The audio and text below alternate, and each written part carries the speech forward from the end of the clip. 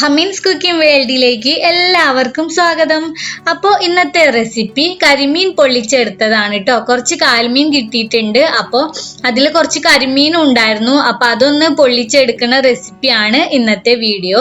അപ്പോൾ വീഡിയോ എല്ലാവരും കണ്ടു നോക്കുക കേട്ടോ. നിങ്ങൾക്ക് ഇഷ്ടപ്പെട്ട് കഴിഞ്ഞാൽ ലൈക്ക് ചെയ്യാനും ഷെയർ ചെയ്യാനും മറക്കരുത്. അതുപോലെ ഈ ചാനൽ ഇതുവരേക്കും സബ്സ്ക്രൈബ് ചെയ്യാത്തവരുണ്ടെങ്കിൽ പ്ലീസ് ഒന്ന് സബ്സ്ക്രൈബ് ചെയ്യുക കേട്ടോ. അപ്പോൾ നമുക്ക് നമ്മുടെ റെസിപ്പിയിലേക്ക് പോവാം. ആദ്യം മീനിന്റെ ചിതമ്പലും വേസ്റ്റും ഒക്കെ കളഞ്ഞിട്ട് നല്ലപോലെ ഒന്ന് ക്ലീൻ ചെയ്യുക. എന്നിട്ട് കുറച്ച് ഉപ്പിൽ നന്നായിട്ട് തിരുമ്മി എടുക്കുക കേട്ടോ. ഇതിന്റെ പുറത്തുള്ള വഴുവഴുപ്പ് ഒന്ന് കളയാനും വേണ്ടിയിട്ടാണ്. അത് എല്ലാ കായൽമീനിനെയും അങ്ങനെ ചെയ്യുന്നതായിരിക്കും നല്ലത് കേട്ടോ. എന്നിട്ട് നന്നായിട്ട് മീനിനെ കഴുകി എടുക്കുക. ഇപ്പതാ ഇത് നല്ലപോലെ കഴുകി എടുത്തിട്ടുണ്ട്. എന്നിട്ട് മസാല നല്ലപോലെ പിടിക്കാനും വേണ്ടിയിട്ട് മാക്സിമം ഇതുപോലെ വരഞ്ഞെടുക്കണം. ഇനിയിപ്പോ മീനിലേക്കുള്ള മസാല റെഡിയാക്കാം. ആദ്യം ഒരു പാത്രത്തിലേക്ക് നമുക്ക് കറിവേപ്പില ഇട്ട് കൊടുക്കാം. പിന്നെ 1 ടേബിൾ സ്പൂണോളം ഇഞ്ചി വെളുത്തുള്ളി പേസ്റ്റ് ആണ് ഇട്ട് കൊടുക്കുന്നത്. പിന്നെ മുളക് പൊടിയാണ് കേട്ടോ. മുളക് പൊടി ഓരോരുത്തരുടെയും ഇഷ്ടത്തിനനുസരിച്ചിട്ട് ഇടാം. ഞാനിപ്പോ ഒരു 3 ടേബിൾ സ്പൂൺ മുളക് പൊടിയാണ് ഇട്ടിട്ടുള്ളത്. പിന്നെ ഒരു 1/2 ടീസ്പൂണോളം മഞ്ഞൾപ്പൊടി, ആവശ്യത്തിന് ഉപ്പ്, ഇവയാണ് കേട്ടോ ഇട്ട് കൊടുക്കുന്നത്. പിന്നെ ഇതിലേക്ക് നാരങ്ങ നീരാണ് ചേർക്കുന്നത്. ഇതിപ്പോ ഒരു നാരങ്ങയുടെ മുഴുവനും നീര് ഞാൻ ചേർത്തിട്ടുണ്ട്. ഇതില്ലെങ്കിൽ വിനാഗിരി ചേർക്കാം. പിന്നെ ഒരു 2 ടേബിൾ സ്പൂണോളം വെളിച്ചെണ്ണയും കൂടെ ഒഴിച്ചു കൊടുക്കുക. എന്നിട്ട് മസാല നന്നായിട്ട് അങ്ങ് മിക്സ് ചെയ്തെടുക്കാം. ഇപ്പോ മസാല റെഡി ആയിട്ടുണ്ട്. ഇനി ഇതില് മീനിലേക്ക് നന്നായിട്ട് തേച്ചു കൊടുക്കുക. മീനിന്റെ അകത്തും നമ്മൾ വരയിട്ട ഭാഗത്തൊക്കെ ഇല്ലേ, അവിടെയൊക്കെ നല്ല പോലെ മസാല ഫില്ല് ചെയ്ത് കൊടുക്കുക. ഇതുപോലെ എല്ലാ മീനിനെയും ചെയ്തെടുക്കുക കേട്ടോ. ഞാനിപ്പോ കുറച്ച് മീനെ ഇതുപോലെ പൊള്ളിച്ചെടുക്കണുള്ളൂ. ഇതൊക്കെ ഉണ്ടോ. ഇപ്പോ എല്ലാ മീനിലും മസാലയൊക്കെ തേച്ചു വെച്ചിട്ടുണ്ട്. എന്നിട്ട് ഒരു 1/2 മണിക്കൂർ റെസ്റ്റ് ചെയ്യാനായിട്ട് മാറ്റി വെക്കുക. അതിനുശേഷം നമുക്ക് ചൂടായ എണ്ണയിലേക്കിട്ട് ഫ്രൈ ചെയ്തെടുക്കാം.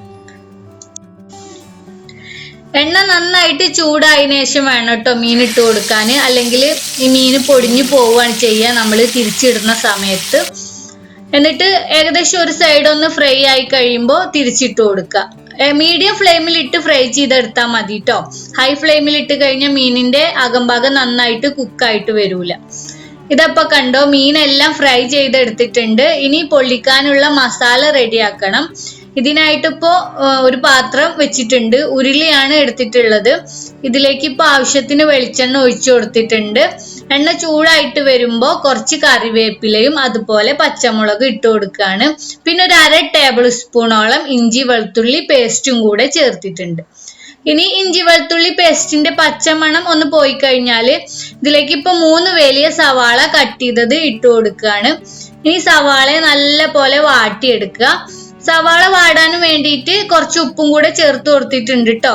ഇപ്പൊ ഇതാ സവാള വാടി വന്നിട്ടുണ്ട്. ഇനി ഇതിലേക്ക് തക്കാളിയാണ് ചേർക്കുന്നത്.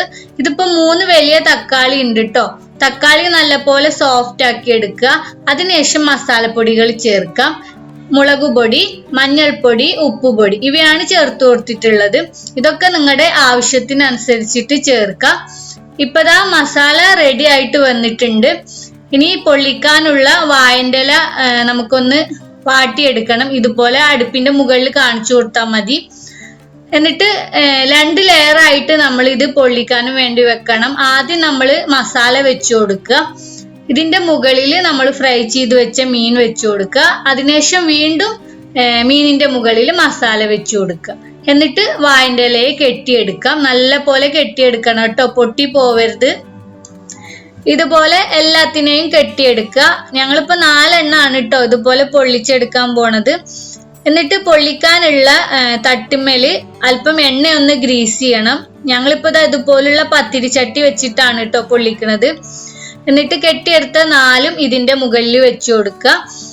എന്നിട്ട് ഒരു സൈഡ് 10 മിനിറ്റ് ഇതുപോലെ തന്നെ വെക്കുക. തീ നന്നായിട്ട് കത്തണമൊന്നുമില്ല, തീ കണലായാലും മതി. 10 മിനിറ്റ് കഴിഞ്ഞിട്ട് നമുക്ക് ഇതുപോലെ ഓരോന്നിനെയും തിരിച്ചിട്ട് കൊടുക്കാം. എന്നിട്ട് 2 സൈഡും 10 മിനിറ്റ് ഒന്ന് ഇതുപോലെ പൊള്ളിച്ചെടുത്തതിന് ശേഷം നമുക്ക് ഇതിനെ തീന്റെ മുകളിൽ നിന്ന് മാറ്റാം. ഇപ്പതാ നമ്മുടെ കരിമീൻ പൊള്ളിച്ചത് റെഡി ആയിട്ട് വന്നിട്ടുണ്ട്. നമുക്കൊന്ന് കെട്ടഴിച്ചു നോക്കാം. അങ്ങനെ ഇപ്പതാ നമ്മുടെ കരിമീൻ പൊള്ളിച്ചത് റെഡി ആയിട്ടുണ്ട്. നല്ല മണമൊക്കെ വരുന്നുണ്ട് കേട്ടോ. എല്ലാവരും ഒന്ന് ട്രൈ ചെയ്ത് നോക്കുക. ആർക്കും തന്നെ ഇഷ്ടപ്പെടാത്തവരായിട്ട് ഉണ്ടാവില്ല. ഈ വീഡിയോ നിങ്ങൾക്ക് ഇഷ്ടപ്പെട്ടിട്ടുണ്ടെങ്കിൽ ലൈക്ക് ചെയ്യുക, ഷെയർ ചെയ്യുക. അതുപോലെ ഈ ചാനൽ സബ്സ്ക്രൈബ് ചെയ്യാത്തവരുണ്ടെങ്കിൽ പ്ലീസ് ഒന്ന് സബ്സ്ക്രൈബ് ചെയ്യുക. തുടർന്ന് വരുന്ന ബെല്ലൈക്കണും അതിനുശേഷം വരുന്ന ഓൾ എന്നൊരു ഓപ്ഷൻ ഉണ്ട്, അതും കൂടെ മറക്കാതെ പ്രസ് ചെയ്ത് വെക്കുക. അപ്പോൾ നമുക്ക് വീണ്ടും ഒരു അടുത്ത റെസിപ്പിയുമായിട്ട് കാണാം.